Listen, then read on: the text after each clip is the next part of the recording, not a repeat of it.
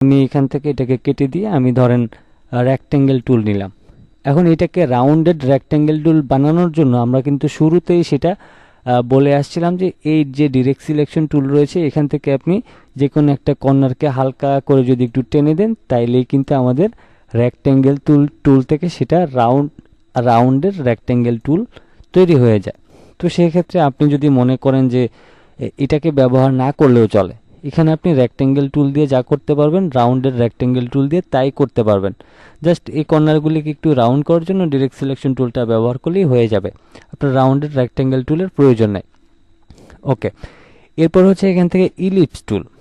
এই ইলিপস টুলের কিন্তু অনেক বড় কাজ রয়েছে। তো তার আগে হচ্ছে আমরা এখন এইখানে যে রেক্ট্যাঙ্গেল টুল নিলাম, দেখেন এইখানে একটা জিনিস বুঝাই, এটা কিন্তু আমাদের ফিল কালার রয়েছে। এখন আমি যদি এটাকে স্ট্রোক কালার নিই তাহলে শুধুমাত্র এইরকম একটা দেখা যাবে, আমাদের ভিতরে কোনো কালার থাকবে না।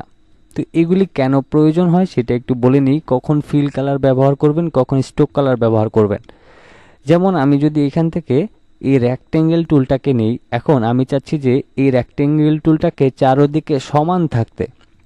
নর্মালি যদি আমি এটাকে এইভাবে করে নিই তাহলে দেখেন এটা কিন্তু লম্বালম্বি হয়ে গেছে, কিন্তু আমি যদি চাই এই রেক্ট্যাঙ্গেল টুলটাকে একদম গোল আকৃতির হইতে, তো সেক্ষেত্রে কিবোর্ড থেকে অল্টার এবং শিফট ধরে মাউসের লেফট বাটনটা যদি ক্লিক করেন তাইলে এই শেপটা চারদিকে সমান হয়ে গোল আকৃতি টাইপের হবে, স্কোয়ার টাইপের হবে।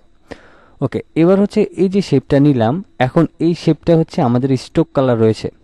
আমরা যদি এই শেপটা দিয়ে একটা লাভ ডিজাইন তৈরি করতে চাই সেক্ষেত্রে কিন্তু খুবই ইজিতে করতে পারবো। তো এই জন্য আমরা এখানে স্ট্রোক কালারটা ব্যবহার করব। কিন্তু যদি স্ট্রোক কালারের জায়গায় আমরা ফিল কালার ব্যবহার করি সেক্ষেত্রে আমরা কাজটা সঠিকভাবে করতে পারবো না।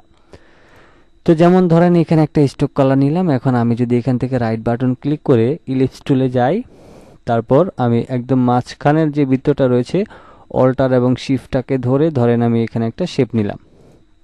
এখন এই যে গোল শেপটা রয়েছে অল্টার এবং শিফটটাকে ধরে আমি এটাকে এখানে বসাইলাম, তারপর আবারও অল্টার শিফট ধরে আমি এটাকে এখানে বসাইলাম। এখন এই সম্পূর্ণটাকে সিলেক্ট করে আমি অল্টার এবং শিফট ধরে একটু ছোট করে এই কর্নারে ধরে দেখেন আমি যখন এটাকে এইখানে নিয়ে আসি আমার মাউস পয়েন্টারটা কেমন গোল হয়ে গেল। এবার যদি আমি শিফটটাকে ধরে মাউসের লেফট বাটনটা উপরের দিকে ড্র্যাগ করি তাহলে এটা উপরের দিকে ঘুরে গেল। এখন মাউসের লেফট বাটনটাকে ক্লিক করে সম্পূর্ণ অবজেক্টগুলি সিলেক্ট করে আমি যদি শেপ বিল্ডার টুলে যাই এবং আমি যদি ফিল কালারে রেড কালার দিয়ে দিই, মাউসের লেফট বাটনটা ক্লিক করে নর্মালি আমি যদি এইগুলিকে এইভাবে করে দিই তাইলে এখানে আমার পরিপূর্ণ একটা লাভ ডিজাইন তৈরি হয়ে গেল। তো এখন এই শেপটাকে যদি আমরা ফিল কালার করে তারপরে এই শেপটা তৈরি করতে চাইতাম তাহলে কিন্তু আমরা প্রপারলি করতে পারতাম না এবং সঠিকভাবে সেটা হইতোও না।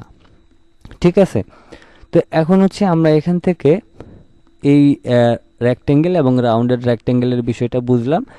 এবার হচ্ছে আমরা ইলিপস টুলের বিষয়ে আসি। যেমন ধরেন নর্মালি আমি এখানে একটা শেপ নিলাম, এখন এই শেপটাকে আপনি যদি নর্মালি ফ্রি হ্যান্ডে নিতে চান তাহলে দেখেন এটা হয় ডিম শেপের হয়ে যায়, নয় এরকম তরমুজ শেপের হয়ে যায়, এরকম শেপ হয়ে যায়। এখন এটাকে কিভাবে একদম প্রপারলি আপনি গোল আকৃতি নেবেন, তো গোল আকৃতি নেওয়ার জন্য আপনি প্রথমে এই টুলটাকে সিলেক্ট করবেন, তারপর কিবোর্ড থেকে অল্টার এবং শিফটটাকে ধরে মাউসের লেফট বাটনটা যদি ক্লিক করেন তাইলেই এটা একদম গোল শেপের হবে। ওকে, এবার হচ্ছে আমরা এটা তো কিভাবে নিতে হয় সেটা বুঝলাম। এখন এই শেপটা দিয়ে কি করা যায়, তো আজকের এই ভিডিও থেকে আমরা এই গোল একটা শেপ দিয়ে কিভাবে একটা পাতা তৈরি করতে হয় সেটা শিখি। তো আমি আবারও এখান থেকে এটাকে কেটে আমি গ্রিন কালারটা দিয়ে দিই, এখানে গ্রিন কালারটা দিয়ে দিলাম। এখন আমরা এখান থেকে ইলিপস টুলে যাব, এরপর কিবোর্ড থেকে অল্টার এবং শিফটটাকে ধরে আমি মাউসের লেফট বাটনটা ক্লিক করে এরকম একটা শেপ নিলাম।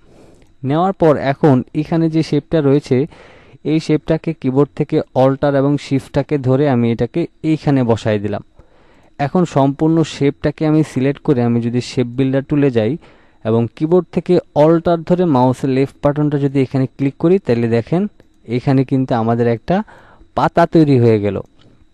কত সহজেই না আমরা একটা পাতা তৈরি করে ফেলতে পারলাম।